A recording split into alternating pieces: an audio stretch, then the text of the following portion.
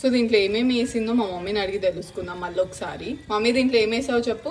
ఉల్లిగడ్డ, పచ్చిమిర్చి పేస్ట్, ఎల్లిపాయ, కరివేపాకు, ఉల్లి ఆకు, సాల్ట్.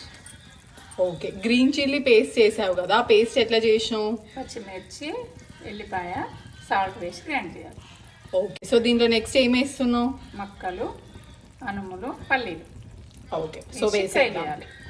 ఓకే.